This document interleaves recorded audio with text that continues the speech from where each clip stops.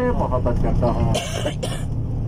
ये जन्नती जबल है, क़यामत के रोज आप सल्लल्लाहु अलैहि वसल्लम के महल के सामने होगा। जन्नत में भी आप सल्लल्लाहु अलैहि वसल्लम की महल की निशानी होगी। ये जबल अहद 6 से 7 किलोमीटर इसकी लंबाई बताई जाती है, 3 से 4 किलोमीटर इसकी चौड़ाई बताई जाती है। ये जन्नती जबल है, प्यार और हुब की नजर से इसकी ज़ियारत करें। एक रिवायत में आता है आप सल्लल्लाहु अलैहि वसल्लम फरमाते थे, अगर अल्लाह न करे, खुदा न खास्ता, मेरी उम्मत के ऊपर खाक साली पड़ जाए तो इस पहाड़ को हाथ लगा देना, ये सोने का पहाड़ है जबल अहद।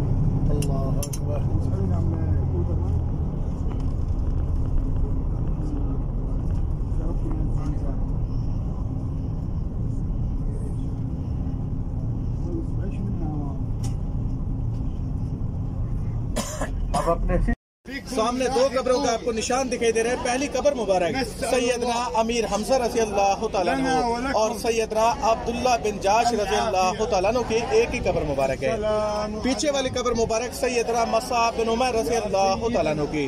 थोड़ा सा आगे देखे, छोटी सी और 4 दीवारें, चौतरा सा बना हुआ है, उसके अंदर 67 सहाबा इकराम की कब्र मुबारक है।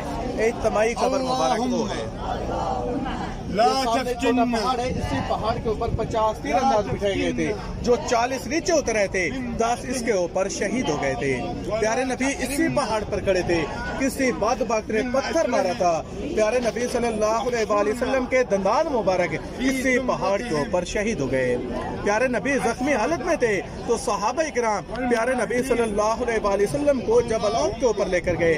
ये पहाड़ फट गया था, इसके अंदर आप सल्लल्लाहु अलैहि वसल्लम ने आराम फरमाया था। नाउज़ुबिल्लाह गलत अफवाह फैल गई, प्यारे नबी इस जंग में शहीद हो गए।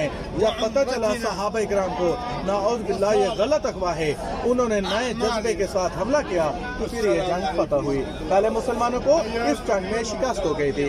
सामने वहां से जबल अहद शुरू होता है, आपके उल्टा ये तमाम एक ही पहाड़ है, यहाँ पर आपके पीठ पिछाकर खत्म हो जाता है। 6 से 7 किलोमीटर इसकी लंबाई बताई जाती है, 3 से 4 किलोमीटर इसकी चौड़ाई बताई जाती है। प्यार और हुब की नजर से इसकी ज़ियारत करें। आप पीछे चलेंगे, जबल रुमात के आपको मैं ज़ियारत कराऊंगा।